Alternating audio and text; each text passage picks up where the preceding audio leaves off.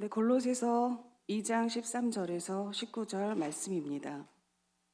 또 범죄와 육체의 무할례로 죽었던 너희를 하나님이 그와 함께 살리시고 우리의 모든 죄를 사하시고 우리를 거스르고 불리하게 하는 법조문으로 쓴 증서를 지우시고 제하여 버리사 십자가에 못 박으시고 통치자들과 권세들을 무력화하여 드러내어 구경거리로 삼으시고 십자가로 그들을 이기셨느니라.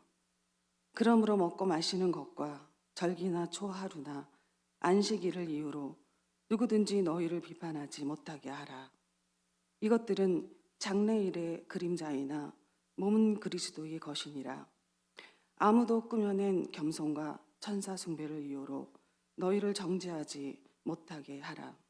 그가 본 것을 의지하여 그 육신의 생각을 따라 헛되이 과장하고 머리를 붙들지 아니하느니라. 온몸이 머리로 말미암아 마디와 힘줄로 공급함을 받고 연합하여 하나님이 자라게 하심으로 자라느니라. 아멘. 할렐루야. 예. 갑자기 이렇게 막 소개를 해주시고 하니까 상당히 어색합니다. 예. 우리 옆에 분들과 인사하겠습니다. 사랑합니다. 축복합니다. 예. 한 주 교회를 빠졌더니 이렇게 우리 성도님들을 뵙는 게 얼마나 기쁜지요. 또 예배의 자리에 앉는다라는 게 얼마나 감사한 일인지 모르겠습니다. 코로나에 딱 걸리고 나니까 걸리기 전에는 제가 항상 뭐라 그랬냐면 다 걸리는데 저는 안 걸려요. 대단하지 않아요? 이러고 다니다가 이제 막판에 걸린 거잖아요. 걸리고 났더니 가족들이 이제 연락이 오는 거죠. 그러면서 남들 걸릴 때 넌 뭐하고 이제 걸렸니? 아무도 알아주지도 않고 대접도 못 받고 그거 별거 아니야. 목 좀 아프다 말 거야. 다들 아무렇지도 않게 얘기를 하더라고요. 먼저 걸리셨던 여러분들이 참 대단하신 것 같아요. 예. 자, 어차피 다 걸려야 끝납니다. 예, 이제는 이렇게 얘기할 것 같아요. 네. 고생들 하셨고요. 또 한 주간 또 여러분들 기도해 주셔서 건강하게 돌아왔습니다. 감사드립니다. 우리 골로새서 2장은 이단과 거짓 선생들에 대해서 적절한 이 가이드라인을 우리에게 제시해 주죠.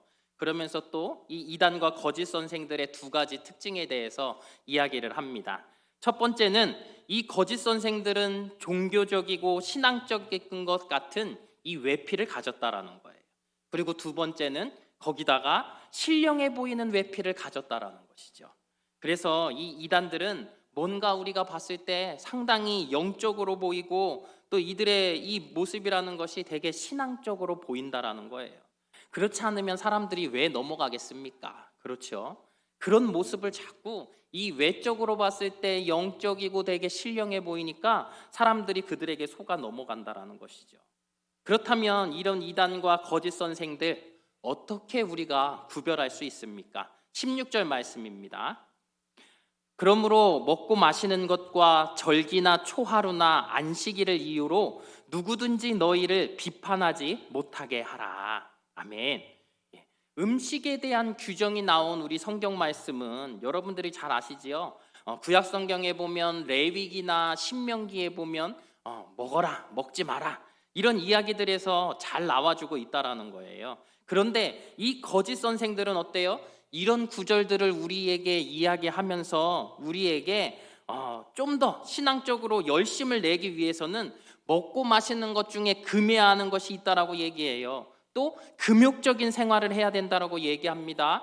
또 자기들이 만든 어떠한 절기들까지도 다 잘 지켜야 한다라고 이야기를 하는 것이에요. 이런 이 거짓 선생들 이렇게 그러한 절기와 금욕적인 생활, 금식 이런 것들을 할 때 사람들이 다 신령해질 수 있고 또 온전한 지식을 더욱더 쌓아갈 수 있다라고 이야기를 합니다. 더불어 하나님의 그 구원의 계획에 더 가까이 갈 수 있다라고도 그들이 가르친다라는 거예요. 그러나 여러분 이런 이야기들을 들을 때 우리가 무엇을 생각해야 해요?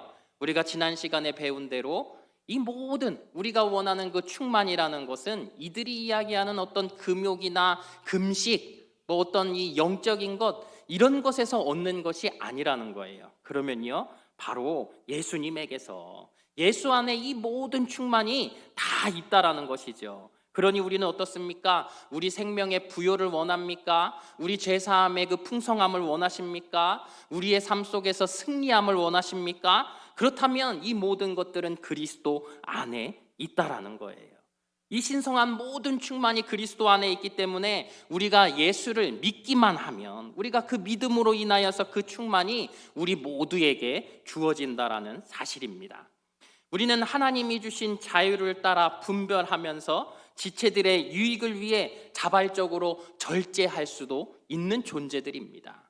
이 이단과 거짓 선생들이 이야기하는 무언가 절제된 무엇의 어떤 그러한 생활들을 우리가 그들의 말에 따라서 하는 것들이 아니라 이미 주어진 그리스도의 풍성함 속에서 우리 스스로가 절제하며 할 수 있다라는 이야기예요. 무엇을 통해 알 수 있어요? 바울이 하는 이야기를 통해 여러분들 우리가 할 수 있다라는 것을 생각해 봅니다. 무엇입니까?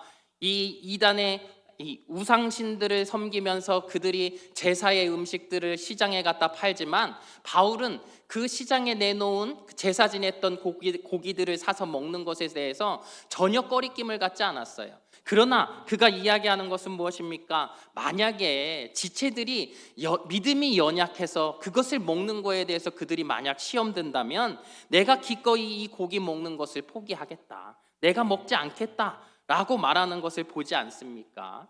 이렇듯 우리들 또한 우리의 신앙의 모습 속에서 때로는 우리가 다른 이들의 연약한 믿음을 위해 절제할 수 있는 믿음이 우리들에게도 있다라는 사실입니다. 그런데 이 거짓 선생들을 식별하기 어려운 이유는 무엇입니까? 그것은 다른 것이 아니라 이들이 구약 성경을 인용한다라는 거예요. 그래서 우리들은 보면 어때요? 우리 성도들도 보면요, 성경 말씀을 뭔가 인용하면서 이야기하면 와, 되게 성경적이다, 이런 이야기들을 하고 무엇인가 혹해서 빨려 들어가죠. 그러나 우리가 기억해야 할 게 있어요. 무엇입니까? 구약 성경이라는 것은 결국 어떻게 보면 우리가 신약이라는 렌즈를 통해서 들여다봐야 완벽해질 수 있다라는 거예요. 왜 그렇습니까? 구약은 어떤 계시가 주어진 것들인데 이 계시라는 것들이 결국은 오실 분, 보이지 않는 실체를 향하여 그 실체를 드러내주는 그림자와 같은 역할을 한다라는 거예요. 다시 말해서 오실 그 실체에 대한 것들을 이 구약이 그림자로서 나타내고 있다라는 것이죠. 그러니 이 신약의 렌즈로 바라보지 않으면 이 구약을 전체적으로 다 이해할 수 없어요. 그래서 이 구약의 계시는 완전히 열린 상태가 아니라는 거예요. 아직까지는 무엇인가 이 예비된 과정들이 다 숨겨져 있는 것이고, 이러한 숨겨져 있는 구약의 이 계시된 말씀들을 신약의 말씀들을 통하여 명확하게 우리가 이해할 수 있게 되어지는 것이지요. 17절 말씀입니다. 함께 있습니다. 이것들은 장래일의 그림자이나 몸은 그리스도의 것이니라. 바울이 이야기하는 거예요. 구약 성경에 나온 금식이나 절기를 지키는 것들은 그 자체에 궁극적인 목적이 있는 게 아니라 앞으로 다가올 일을 가르치는 그림자 역할을 하는 것이다 라고 이야기를 하는 것이죠. 장래일, 즉 앞으로 다가올 일이라는 게 무엇이에요? 예수를 통하여 이루어질 새로운 은혜의 질서를 말하는 것입니다. 구약에 있는 모든 질서와 제도는 실체를 가리키기 위한 그림자와 같은 기능을 하는 거예요. 그런데 이제는 그 실체가 우리에게 오시지 않았습니까? 히브리서 10장 1절 말씀이에요. 함께 있습니다. 율법은 장차 올 좋은 일의 그림자일 뿐이요 참 형상이 아니므로 해마다 늘 드리는 같은 제사로는 나아오는 자들을 언제나 온전하게 할 수 없느니라. 아멘. 목이 좀 마르네요. 이단과 이 거짓 선생들은 우리로 하여금 실체가 아닌 그림자를 붙들고 신앙생활을 하도록 한다라는 거예요. 그렇게 우리들을 미혹합니다. 그런데 제사를 드리고 절기를 지키고 금식을 했어도 이 모든 것들은 뭐예요? 그림자에 불과하다라는 거예요. 예수 그리스도께서 세상에 오셔서 우리를 대신하여 고난받고 돌아가셔서 완전한 구원의 은혜를 이루셨습니다. 그렇기 때문에 이런 것들은 예수 그리스도의 완전한 이 용서의 그림자일 뿐인 거예요.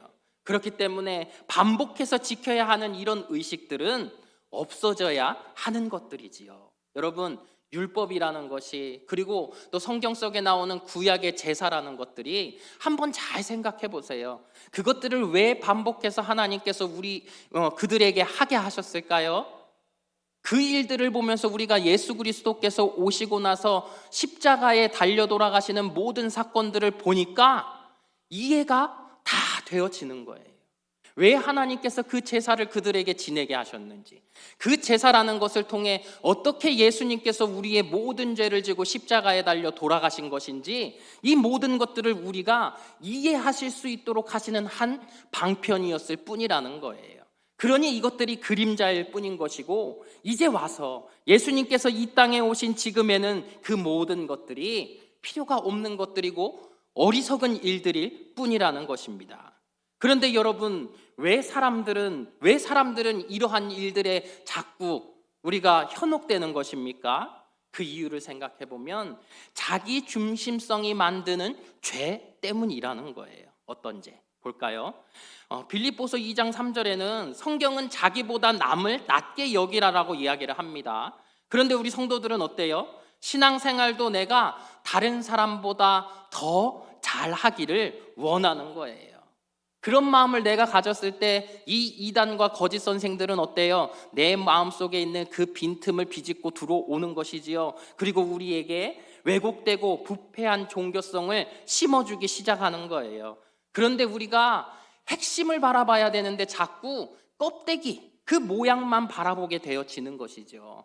이단 사이비의 어떤 이야기하는 것들을 가만 들어보면 거짓이라는 것이 너무 분명해요. 그런데 우리의 눈으로 무엇인가 거룩해 보이는 것, 더 영적으로 보이는 것들은 어떻습니까? 모양에 치중되어 있다라는 것이죠. 그들이 어떠한 예배드리는 어떤 형태라든지 또 아니면 절기를 지키는 어떤 모양이라든지 이 수많은 것들을 보았을 때 우리들이 더 영적으로 보이고 무엇인가 더 거룩하게 예배드리는 것 같으니까 그 껍데기에 우리가 자꾸 넘어가고 있다라는 사실이에요. 여러분, 우리가 제대로 된 신앙을 하기 위해서는 반드시 영적인 분별력을 가져야 합니다. 주께서 그 귀한 보혈로 아무 자격 없는 우리에게 영광스러운 구원과 자유를 허락해 주시지 않았습니까? 하나님이 그리스도를 통해서 우리에게 그 충만을 허락하여 주시지 않았습니까? 그런데 왜 우리는 자꾸 그 율법의 명예를 다시 메고 그렇게 종교적인 외피를 입으려고 합니까? 종교적인 그 껍데기를 우리가 왜 자꾸 입으려고 하냐라는 거예요. 그런 모습이 우리에게 있으니까 이단과 거짓 선생들이 자꾸 우리의 영혼을 쉽게 노략질하는 것입니다. 또한 신앙은 우리를 신령한 자리에 데려갑니다. 신령하다라고 얘기하면 어떤 게 생각나요? 영적이다. 되게 무엇인가 영험한 느낌을 갖지요. 그래서 사람들은 이 영적인 것, 그러한 모습 가운데 있는 이 이단과 거짓 선생들에게 자꾸 쉽게 속아 넘어가는 거예요. 18절 말씀입니다. 함께 읽습니다. 아무도 꾸며낸 겸손과 천사 숭배를 이유로 너희를 정죄하지 못하게 하라. 그가 그 본 것에 의지하여 그 육신의 생각을 따라 헛되이 과장하고. 아멘. 이 거짓 선생들 천사 숭배를 가르칩니다. 본 것을 근거로 뭔가를 보았다고 그들이 이야기는 하지만 눈으로 봤다기보다는 어떤 특별한 체험을 그들이 했다라고 느껴져요. 예수를 믿으면, 여러분 우리도 어때요? 예수님을 믿으면요, 우리도 어떤 이 삶의 체험들이 뒤따르기 마련이지요. 그럴 때 우리는 이 체험들을 어떻습니까? 말씀에 비추어 보고요, 성령의 성품에 비춰 보면서 나의 어떠한 이 체험이 바른 것인가 생각해 보아야 합니다. 그런데 이 꾸며낸 겸손을 가진 자들은 어때요? 가만히 보면 모든 이야기들을 통해서 자기에게 더 집중하게 만들고요, 교묘한 형태로 자신을 의지하게 만든다라는 거예요. 결과적으로는 그리스도에게서 우리가 멀어지게 만드는 것이지요. 꾸며낸 겸손과 천사 숭배, 이것을 좀 무엇인가 우리가 그 의미를 생각해 보려면 하나하나 생각해 보면 뭔지 잘 모르겠어요. 그런데 여러분, 이단들이 하는 이야기들을 들어보면 좀 무엇인가 확실하게 이해가 되는 것 같아요. 무슨 이야기들을 그들이 합니까? 하나님은 지극히 광대하시고 지고하신 분이라는 거예요. 그리고 우리 사람은요, 연약하고 죄가 많은 존재들이라는 거죠. 그런데 어때요? 이 광대하신 하나님과 죄인인 인간 사이에는 간극이 너무 크다라는 거예요. 이 간극 가운데 예수님께서 들어오셨는데 예수님만으로는 도저히 이 간극을 좁힐 수가 없다라고 그들이 이야기를 하는 거예요. 그래서 무엇이 필요하다고요? 이 다리 역할을 해줄 수 있는 천사가 필요하다라고 이야기를 하는 거예요. 그 이야기를 하면서 무엇을 말합니까? 자신이 그 천사를 보았고 체험했다라는 이야기를 얼마나 많이 하는지 몰라요. 나는 신이다. 거기에 나오는 그 이재록이라는 사람도 보니까 뭐라고 하는 줄 알아요? 예배당에서요, 자꾸 어딘가 조명을 비춰요. 조명을 비춰놓고요, 뭐 어떤 건물에 약간의 그림자가 지면요, 저거 보라고. 레이저 포인터로 쏴갖고 저기 보라고. 여기 있죠. 이거 한번 해볼까 우리도? 저 여기 보여? 안 나온다 불이. 여기 잘 보세요. 어딘가에 천사 여기 그림자가 비치는 거. 못 보시는 분은 영적으로 흐려진 거예요. 기도 안 하시는 분들이에요. 이렇게 이야기들을 한다라는 거예요. 이제로 그 사람 뒤에 무언가 빛을 비춰놓고요, 얼마나 영적이냐, 그리스도의 후광이 비치지 않느냐, 이런 이야기들을 하고 있다라는 것이죠. 여러분 보십시오. 이렇게 이들이요, 성경의 이야기를 벗어난 이야기들을 통해 자신들의 교리를 만들고 사람들을 현혹하는 거예요. 여러분, 그런데 이러한 모습들이 혹 우리들에게도 있지는 않습니까? 우리도 연약해서요, 자꾸 우리가 무엇인가 하나님께서 주신 체험을 바라볼 때 그 속에서 내가 이 육신의 생각을 따라서 어리석은 판단을 할 때가 있다라는 거예요. 내가 말씀을 통해서 이것을 걸러내고 내 이 성령의 뜨거움을 가지고 그 성령의 성품을 우리가 기억하면서 잘못된 것들을 분별해내는 그러한 역할들을 우리가 자꾸 해야 하는데, 그러지 못할 때, 그러지 못하는 사람들이 결국은 이렇게 거짓 선생으로 또 아니면 이단으로 빠지게 되는 것이고, 그러한 것들로 사람들을 잘못 인도하게 되어진다라는 거예요. 마치 하나님과 나와는 특별한 관계이고 나만이 하나님께로부터 이러한 영적인 공급을 받는다라는 생각을 가지고 있다면 우리가 조심해야 할 부분이라는 거예요. 여러분, 절대로 이러한 부분에 우리가 속으면 안 됩니다. 기독교가 가진 영성의 핵심, 그것은 무엇입니까? 하나님이 우리에게 어떤 영험한 황홀한 체험을 깊게 하게 하는 그것이 아니라, 여러분, 그러한 체험이 우리에게 분명히 있어요. 그런데 중요한 것은 그것이 체험으로 끝나는 것이 아니라 그 체험이 나의 삶을, 나의 일상의 삶을 어떻게 이끌어 가는가, 그것이 중요하다라는 거예요. 그것이 바로 기독교 영성의 핵심입니다. 로마서 12장 1절 말씀이에요. 로마서 12장 1절 말씀 함께 했습니다. 그러므로 형제들아, 내가 하나님의 모든 자비하심으로 너희를 권하노니 너희 몸을 하나님이 기뻐하시는 거룩한 산 제물로 드리라. 이는 너희가 드릴 영적 예배니라. 아멘. 성경이 말하는 영적 제사, 영적 예배는 우리가 몸을 가지고 사는 일상을 의미합니다. 영적 제사는 어떤 신령한 체험을 하고 천사를 본 것을 육신을 따라 과장해서 이야기하는 그런 것들이 아니에요. 영성의 핵심은 우리 몸이 하는 모든 일이 하나님을 예배하는 현장으로 바뀌어지는 것입니다. 그런데 우리는 말씀이 가르치는 영성의 개념을 받아들이지 않고 어떤 부패한 종교성이 가진 막연한 영성의 논리에 쉽게 넘어간다라는 거예요. 그렇기 때문에 이단과 거짓 선생들이 나타나서 사람들의 영혼을 자꾸 노략질하는 것이지요. 특히 하나님과 특별한 관계에 있다거나 하나님과 독점적인 관계에 있어서 내가 색다른 환경을 보았다거나 특별한 체험을 했다고 하면 우리 성도들이 자꾸 쉽게 넘어갑니다. 여러분, 종교서적으로 베스트셀러에 올랐던 책이 하나 있어요. 천국에서 돌아온 소년. 혹시 읽어보신 분? 다행히 없으시네요. 원래도 책을 안 읽으시니까. 예. 이런 책이 있었는데요. 중요한 사실은 뭔지 아세요? 이 베스트셀러가 돼서 서점에서 많은 성도들이 사서 읽었는데 이게 나중에 가짜로 밝혀졌다라는 거예요. 아니 뭐 천국에 갔다 왔다라는 이야기들을 그가 막 다 기록했는데 결국은 가짜라는 것이죠. 그런데 왜 사람들이 그렇게 현혹됐을까요?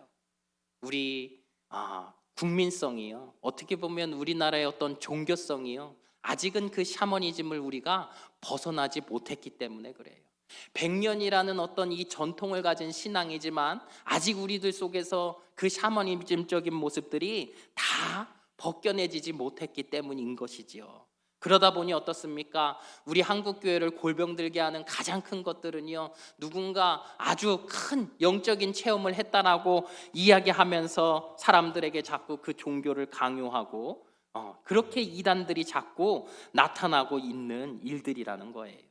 그렇다면 성경은 그 체험이라는 것을 어떻게 다룰까요? 우리가 한번 봅니다. 고린도후서 12장 1절부터 6절까지 말씀이에요. 우리 함께 읽겠습니다. 무익하나마 내가 부득불 자랑하노니 주의 환상과 계시를 말하리라. 내가 그리스도 안에 있는 한 사람을 아노니 그는 14년 전에 셋째 하늘에 이끌려 간지라.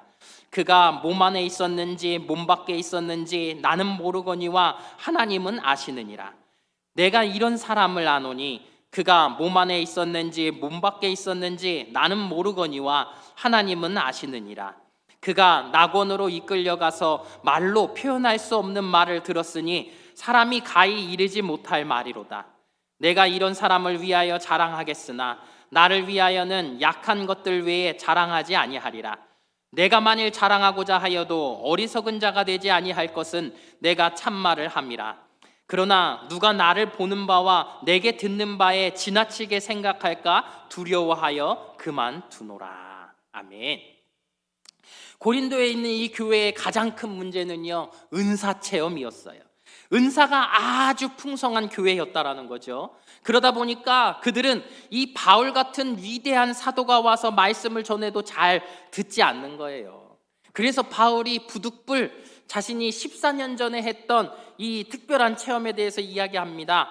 자신은 셋째 하늘에 올라갔다라는 것이죠. 첫 번째 하늘은 뭐예요? 내가 눈으로 보는 하늘. 두 번째 하늘은 어디예요? 우주. 그리고 세 번째 하늘은 어디예요? 하나님이 계신 그 하늘. 그것을 이야기한다라는 거예요. 그러면서 그가 자신은 그 세 번째 하늘에 갔었고 그곳에서 너무도 이 신령한 표현할 수 없을 법한 그 이야기들을 자신이 들었다라고 이야기를 하는 거예요. 그런데 중요한 게 있어요. 바울이 그것을 간증하면서 하는 이야기가 무엇입니까?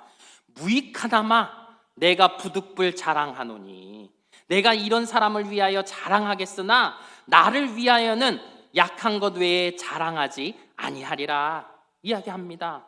그러면서 걱정하고 염려하는 건 뭐예요? 6절 마지막에 보니까 누가 나를 보는 바와 내가 듣는 바에 지나치게 생각할까 두려워하여 그만두노라. 여러분, 신령한 체험을 했는데 그 이야기들을 하면요, 사람들이 예수 그리스도에 집중하는 것이 아니라 나를 이렇게 만드신, 나에게 그 은혜를 주신 예수 그리스도에게 집중하는 것이 아니라 무엇인가 체험한 그 사람에게 자꾸 집중하잖아요. 그 사람의 그 이야기만 들으려고 하잖아요. 바울이 염려하고 근심했던 것이 바로 그것입니다. 그러한 모습을 갖지 않기를 바울이 말하는 거예요. 여러분, 기독교가 말하는 영에 속한 것은 그런 것이 아니라는 것이죠. 우리는 하나님과 친밀하게 사랑할 수 있고 누구 못지않게 깊은 체험을 경험할 수 있습니다. 하지만 이는 천사 숭배 같은 모습으로 나타나는 것이 절대 아니에요.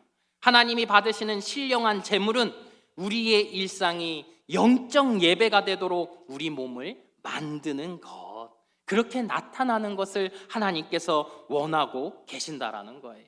그것이 바로 기독교인들이 말하는, 우리 기독교인들이 가져야 하는 영성의 핵심인 것입니다. 여러분, 본 것을 과장하고 거짓된 겸손을 꾸며내며 그림자를 붙들고 실체를 버리는 것이 이단과 거짓 선생들의 문제입니다. 우리에게는 이단들을 분별하고 또 그것을 거슬러 갈 수 있는 중요한 잣대가 있어요. 19절 말씀입니다. 함께 있습니다. 머리를 붙들지 아니하는지라 온몸이 머리로 말미암아 마디와 힘줄로 공급함을 받고 연합하여 하나님이 자라게 하심으로 자라느니라. 아멘. 보십시오. 이단과 거짓 선생들의 가장 핵심적인 문제, 머리를 붙들지 않는다는 것이지요. 교회의 머리가 누구세요? 바로 예수 그리스도. 이 예수 그리스도와 연합해야 하는데 이들은 그렇지 않다라는 거예요. 또한 이들은 몸인 교회로부터도 분리되어 있다라는 것입니다. 여러분, 누군가 교회에 와서 자꾸 밖에서 누군가 성경을 잘 가르쳐 주는데 한번 배워보자, 이런 거 다 뭐예요? 교회와 분리되게 만드는 일들이라는 것이죠. 여러분, 신천지가 어떠한 일들을 합니까? 교회 안에 누군가가 들어와요. 제가 저번에도 말씀드렸지만 2개의 무리가 들어옵니다. 첫 번째 무리는 와서 사람들하고 교제하고 나누면서 우리의 정보를 캐가는 거예요. 우리의 자녀들이 어떠한 환경에 놓여 있는지, 우리 가족들이 어떠한 환경에 있는지 그것을 꼼꼼하게 기록해서 다 넘겨요. 그리고 나면 또 누군가는 그 정보를 가지고 우리 가족들에게 접근하는 거예요. 이러한 일들이 우리 자매님에게 있지요. 참 많이 힘드실 텐데 하나님이 다 아십니다. 아니, 내 사정을 이렇게 속속들이 어떻게 다 아냐고요. 그러니 어떤 거예요? 쏙 빠지게 되어지는 것이지요. 교회 안에 또 들어오면 어떻습니까? 교회의 어떤 적은 문제 하나를 가지고 자꾸 분란을 일으킵니다. 그러면서 교회를 자신들의 산하의 교회로 바꿔나가기 시작하지요. 이것을 그들이 뭐라 그래요? 산 옮기기. 시골에 있는 교회들이 이렇게 얼마나 많이 넘어갔는지 몰라요. 여러분, 이렇게 그것뿐입니까? 그들이 또 이렇게 이단에 빠지게 되면 또 어떻게 됩니까? 극단적인 행동을 하는데 가족들과 모든 관계를 끊어버리지요. 그리고 자신의 어떤 재산들을 다 정리해서 또 신천지에 갖다 주지요. 이런 일들이 속속들이 일어나고 있는 것들을 우리가 보지 않습니까? 그래서 우리가 기억해야 해요. 요한복음 15장 5절 말씀입니다. 함께 읽겠습니다. 나는 포도나무요 너희는 가지라. 그가 내 안에 내가 그 안에 거하면 사람이 열매를 많이 맺나니 나를 떠나서는 너희가 아무것도 할 수 없음이라. 아멘.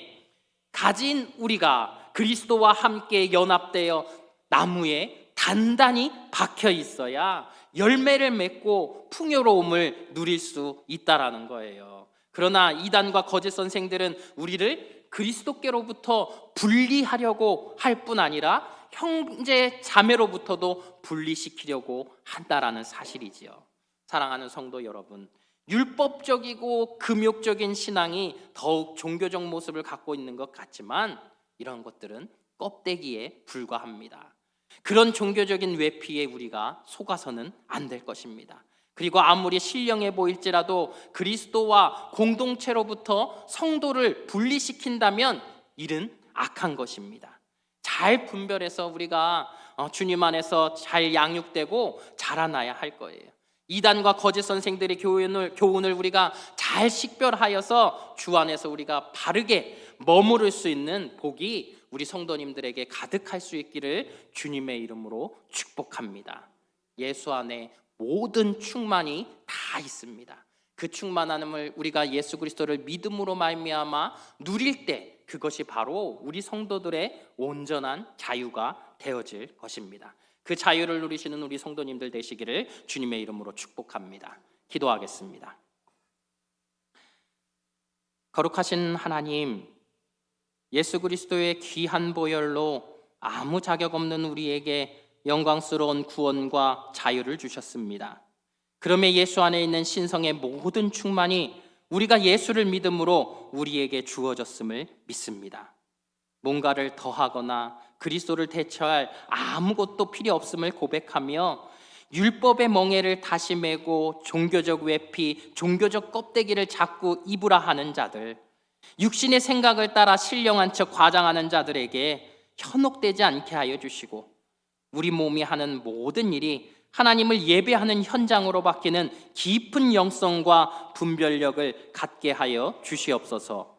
또한 머리이신 그리스도와 연합되어 한 몸을 이루어 우리의 믿음이 자라나게 하여 주시옵소서. 오늘 헌신 예배를 드리며 예물 드리는 우리 여전도의 회원들을 하나님께서 기억하여 주셔서 그리스도의 사랑을 품고 남이 보지 않는 곳에서 수고하며 홀로 된 이들, 슬픔과 괴로움 있는 자를 찾아 위로의 신방을 하고 기꺼이 교회의 불쏘시개가 되어 기도의 불을 태우는 이들에게 충만케 하시는 은혜와 평안의 축복을 더하여 주시옵소서. 예수님 이름으로 기도합니다. 아멘.